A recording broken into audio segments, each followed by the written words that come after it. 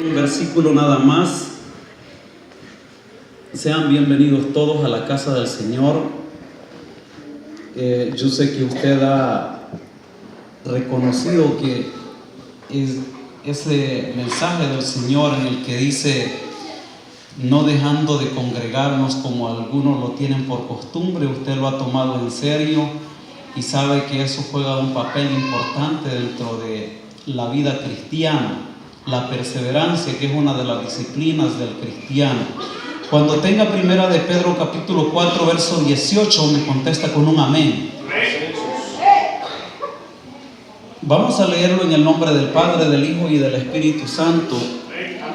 Y la Biblia dice: y si el justo con dificultad se salva, ¿en dónde aparecerá el impío y el pecador? Padre, te doy gracias por la lectura de tu palabra. Yo le ruego, Señor, que pueda glorificarse sobre mi vida en los minutos que voy a presentar el mensaje de tu palabra. Necesito, Señor, que se glorifique en mi vida, en mi garganta, en mis pulmones, que sobre todo vengan esas palabras, que venga de parte de ti a mi mente y luego pueda expresarla con mi boca y decir, Señor, que en ti está la esperanza, que en ti está la respuesta y que solo tú puedes dar la salvación y la vida eterna. Que aunque la salvación sea muy difícil de llevarla, sea, Señor, difícil de que los justos se puedan salvar, pero creemos que se salvan en el nombre glorioso de Jesucristo, nuestro Señor y Salvador. Amén y amén. Puede tomar sus asientos. ¿Por qué el justo se salva con dificultad? La vida parece que actúa de manera misteriosa y es inútil intentar comprenderla en su totalidad, dijo Ernie Sanlinsky. Otro novelista español dijo que la vida es un misterio para vivirla y no un secreto para resolverla. Muchos pensadores, muchos escritores, analistas, críticos, poetas han tratado la manera de descifrar el secreto de la vida y han escrito literaturas que hablan sobre el misterio de la vida, pero si uno busca a través de la escritura se percata que la vida es un misterio, pero que aunque es un misterio, nosotros podemos resumirla a través de la escritura, que la vida es Cristo Jesús. Aunque entendemos eso, que literalmente Jesús dijo: yo soy el camino, la verdad y la vida, no vamos a omitir que sigue siendo un misterio lo que es la existencia del ser humano, la vida. Pero como cristianos no debemos de detenerlos a hacer, hermanos, investigaciones sobre cómo es la vida, cómo proviene la vida, de qué manera es la vida. Nosotros no debemos de detenerlos en eso, sino que lo que tenemos que hacer es caminar hacia el frente poniendo nuestra mirada en Jesús, que es el autor y consumador de nuestra salvación. Nosotros tenemos que caminar hacia el frente creyendo que la vida es Jesús, el Hijo de Dios.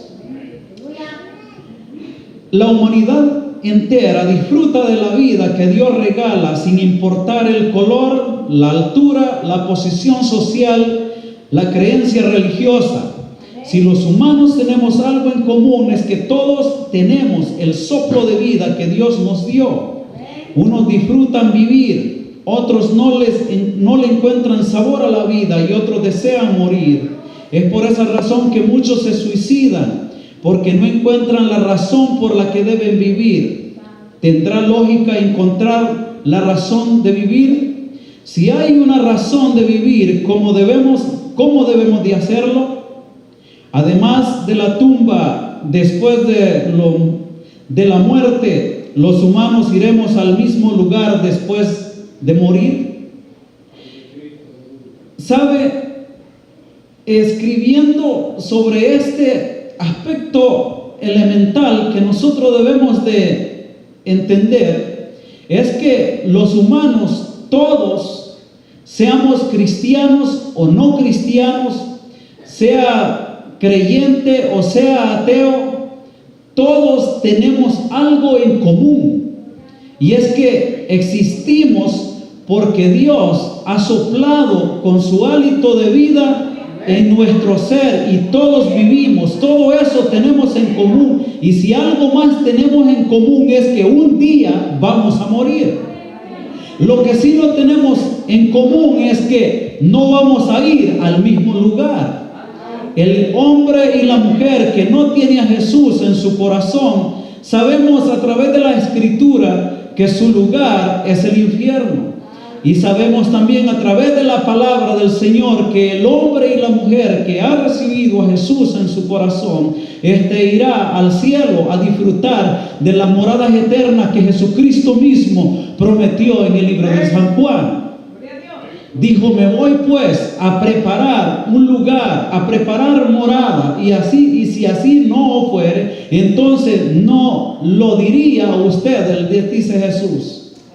Ahora hay que entender, hermanos, que en la vida hay altas y bajas, hay situaciones tan difíciles en las que vamos a enfrentar. En la vida no todo es felicidad.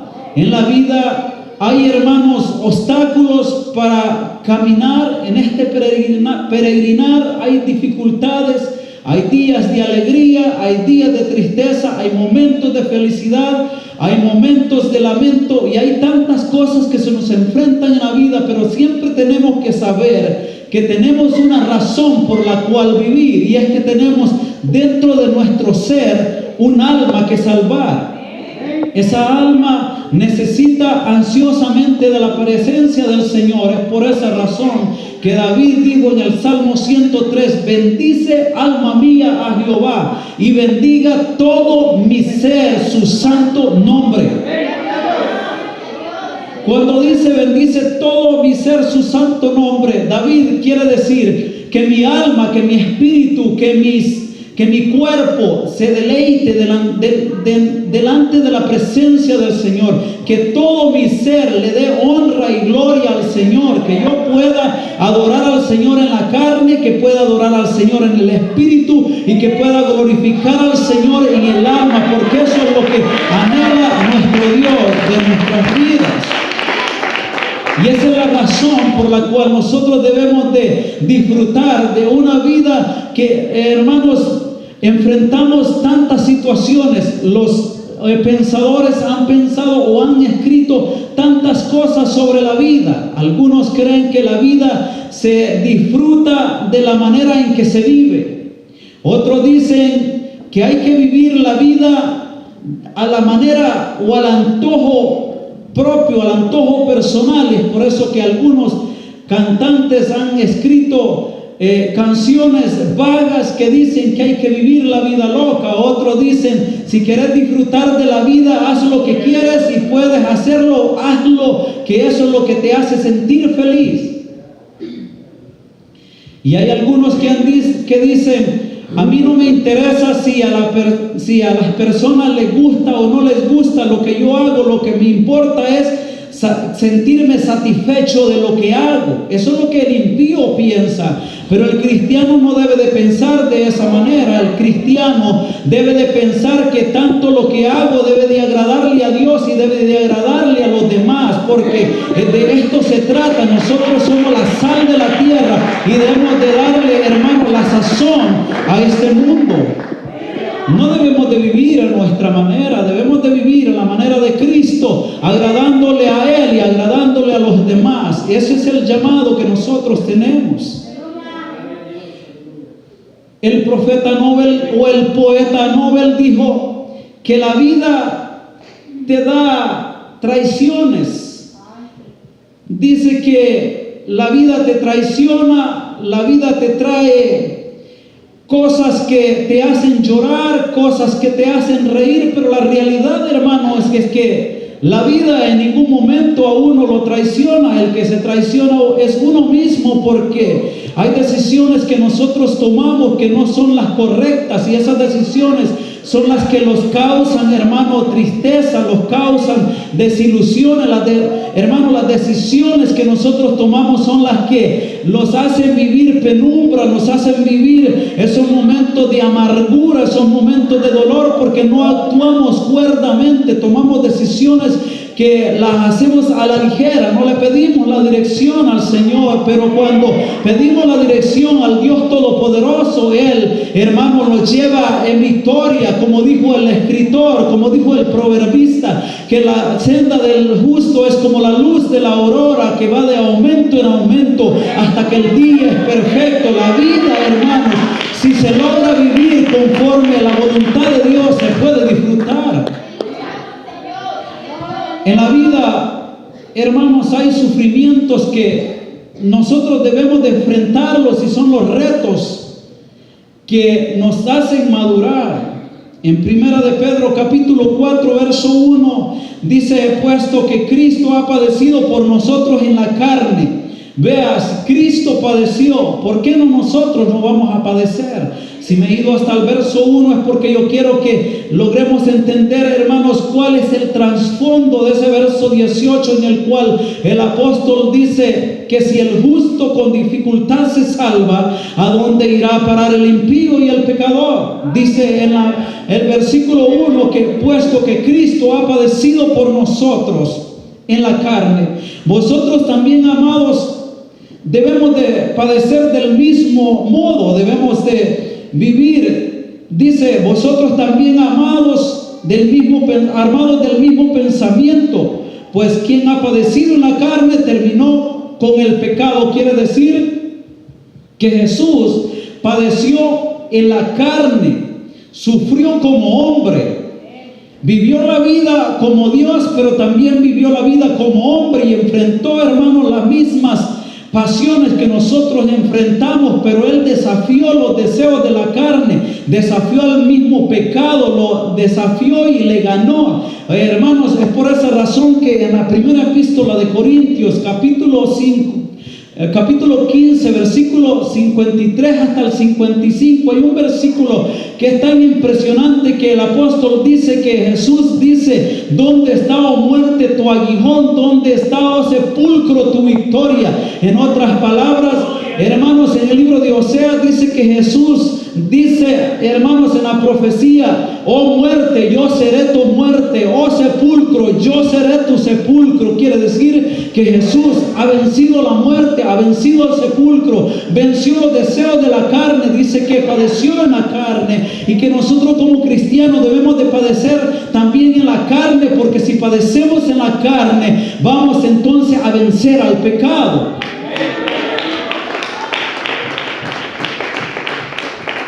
Le recito de nuevo el versículo. Dice: puesto que Cristo ha padecido por nosotros en la carne, vosotros también, armados del mismo pensamiento. Es por eso que, hermanos, el escritor dice: tengamos todos nosotros el mismo sentir que hubo también en Cristo Jesús. Quiere decir que tengamos la misma pasión por adorarle, la misma pasión por servirle, la misma pasión por perseverar, la misma pasión por llegar a la meta, la misma pasión por exaltar el nombre de aquel que es sobre todo nombre. El apóstol Pedro explica que Cristo, siendo Dios mismo, vivió en un cuerpo humano, vivió en la carne, en un mundo donde el pecado gobernaba, pero que nunca se rindió ante el mundo ni ante el pecado, sino más bien Él venció el pecado. Luego dice: Cristo padeció por nosotros, y nosotros también, armados del mismo pensamiento, para que venzamos el pecado y para que no nos dejemos de persuadir de los impíos y de los pecadores que buscarán hacerlos caer en las inmoralidades. El impío y el pecador siempre estará, hermanos, a la esquina, siempre incitándolo a que hagamos lo mismo que ellos hacen. Ellos se gozarán al ver que nosotros compartimos lo que ellos hacen, pero nosotros debemos de ser desafiantes, debemos de detenerlos, hermanos, a no hacer lo que ellos practican, que hagan lo que ellos quieran hacer, pero nosotros tenemos que hacer lo que estamos supuestos a hacer, y es a vivir en santidad. El apóstol Pedro en capítulo 1 verso 16 dijo: sed santo porque yo soy santo, dice el Señor. El mundo quiere que vivamos como ellos. El verso 4 dice: a esto les parece cosa extraña que vosotros no corráis con ellos en el mismo desenfreno de disolución y os ultrajan.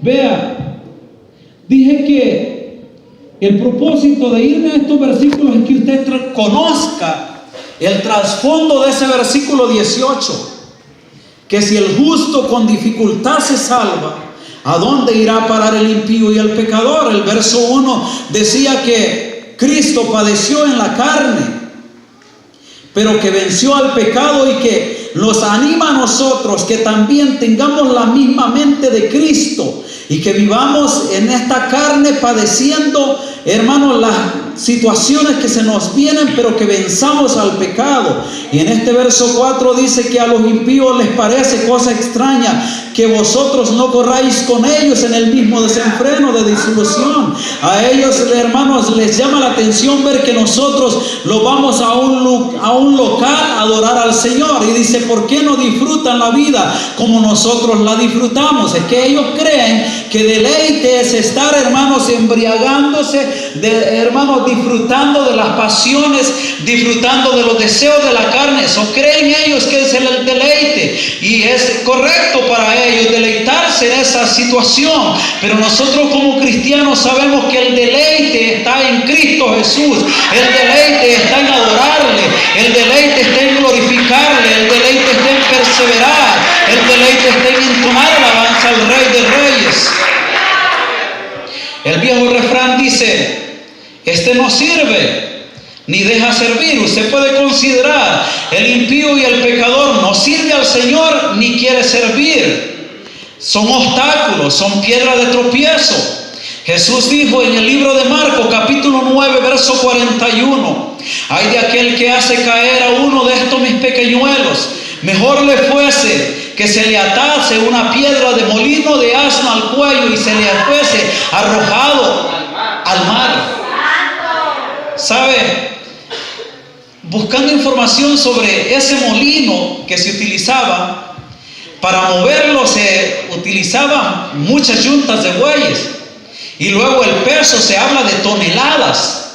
Imagínense que a alguien le pongan una piedra en el cuello que pese 1 tonelada por lo mínimo. Hablamos de 1000 libras, pues 1 tonelada. ¿Se imagina usted cómo se va a salir del agua? El viejo refrán dice: este no sirve ni deja servir. El apóstol Pedro dice lo siguiente: a los humanos les parece una tontería, una locura que ustedes, parafraseando el versículo, les parece una tontería, les parece una locura que ustedes no vivan la vida como ellos. Ellos creen que la vida se disfruta haciendo lo que la carne quiere, las concupiscencias, la lascivia, las embriagueces, las orgías, etc.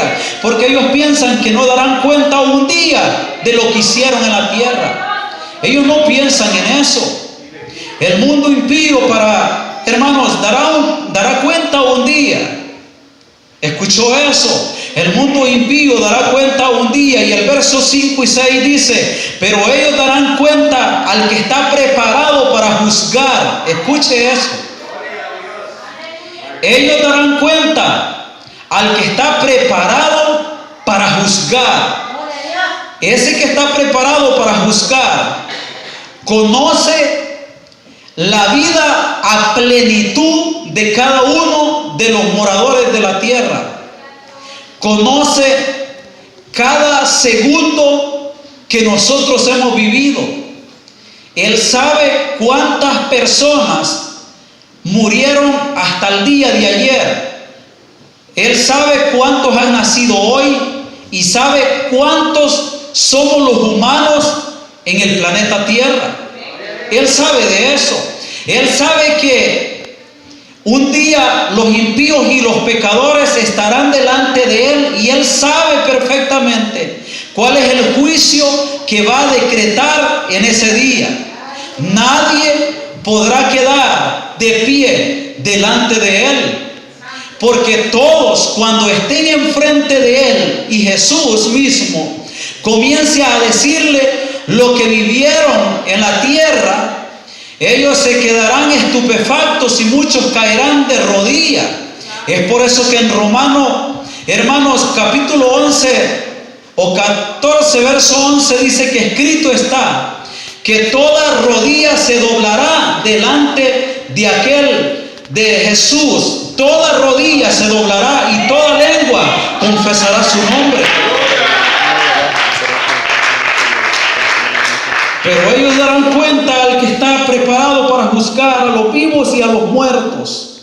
Porque por esto mismo también ha sido predicado el Evangelio a los muertos, para que sean juzgados en carne según los hombres, pero vivan en espíritu según Dios.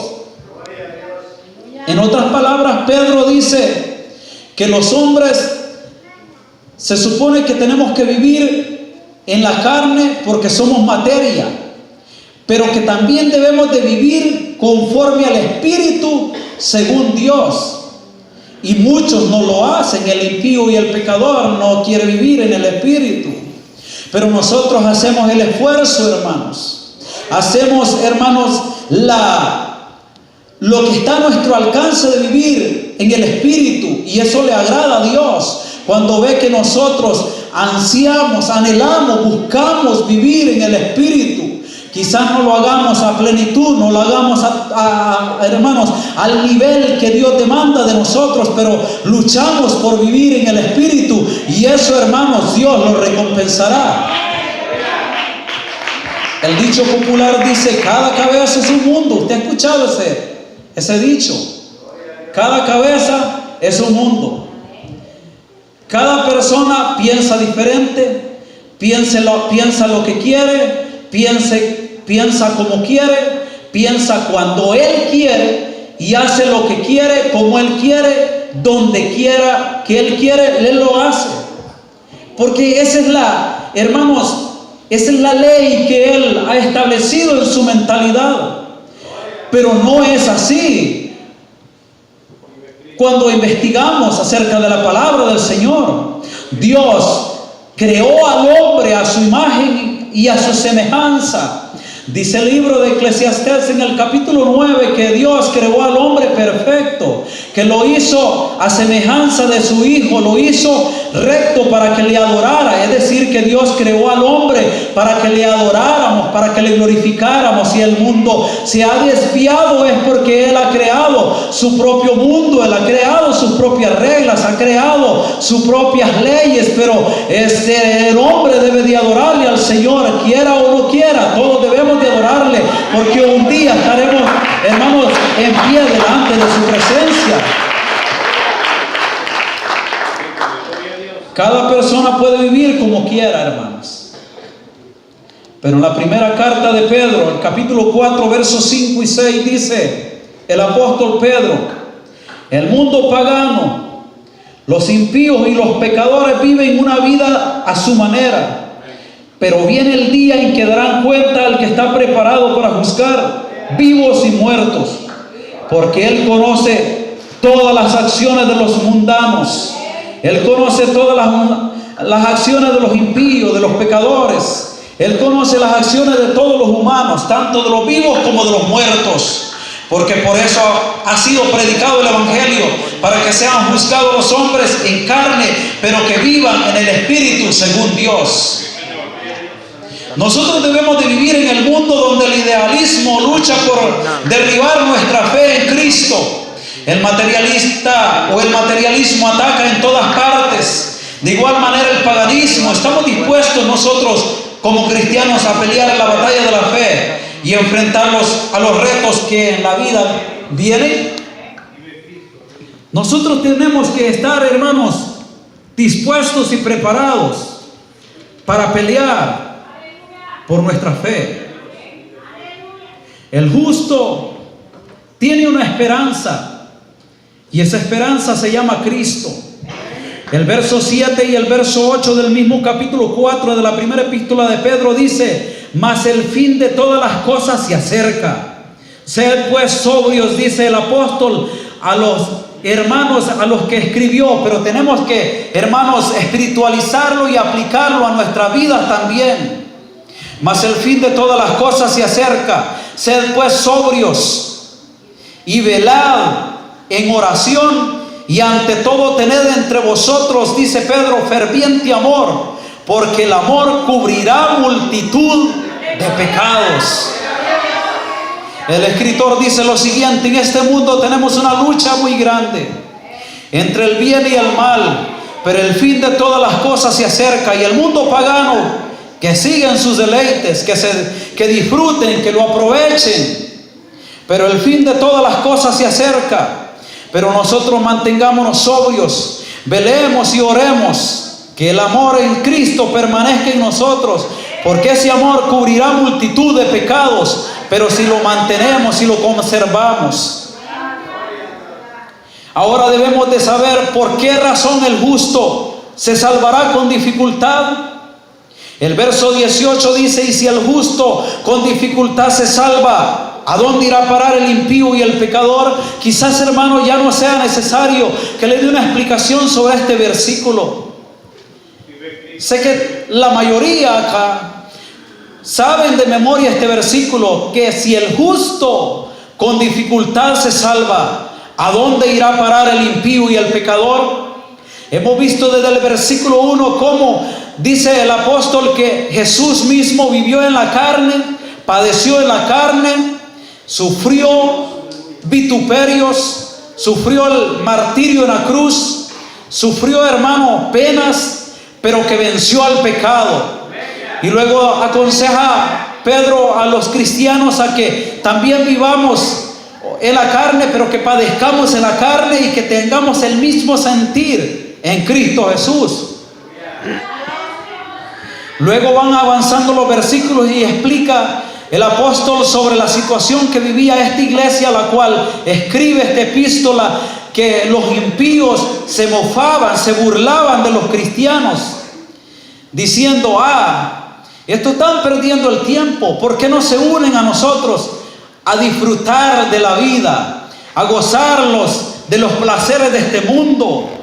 Pero el verso 6 al 7 dice el apóstol Pedro que el día de ellos se acerca y que van a ser juzgados por aquel que está preparado para juzgar. Luego sigue avanzando los versículos y comienza a explicar, o sigue explicando Pedro sobre el sufrimiento que el cristiano, que el justo tiene en la tierra. Es por esa razón que cuando llega al verso 18 dice: y si el justo con dificultad se salva, ¿a dónde irá a parar el impío y el pecador?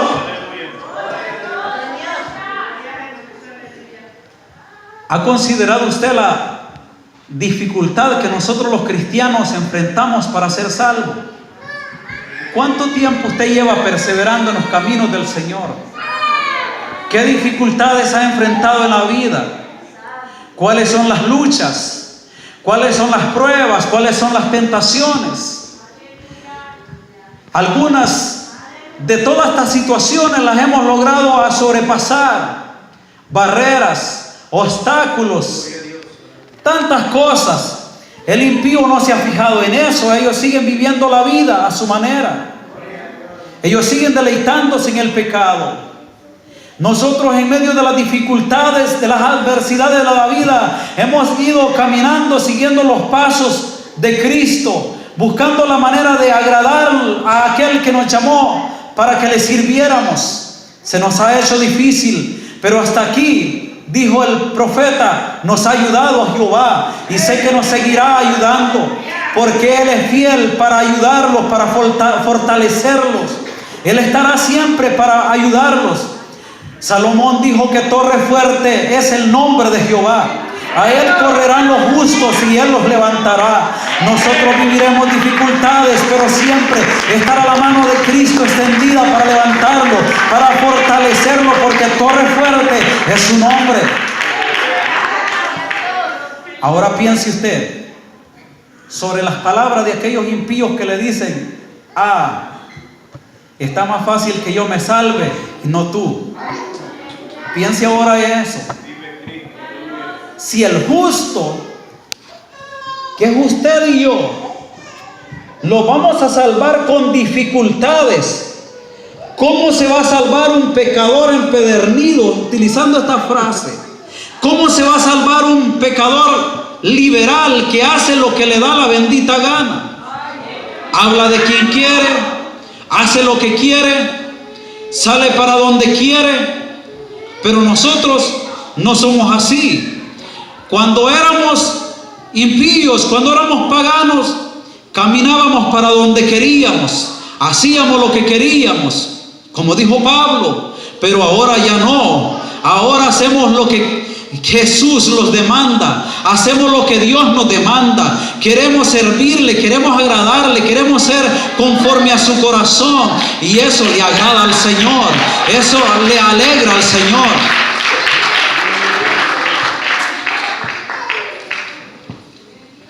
La vida parece que actúa de manera misteriosa y es inútil intentar comprenderla en su totalidad.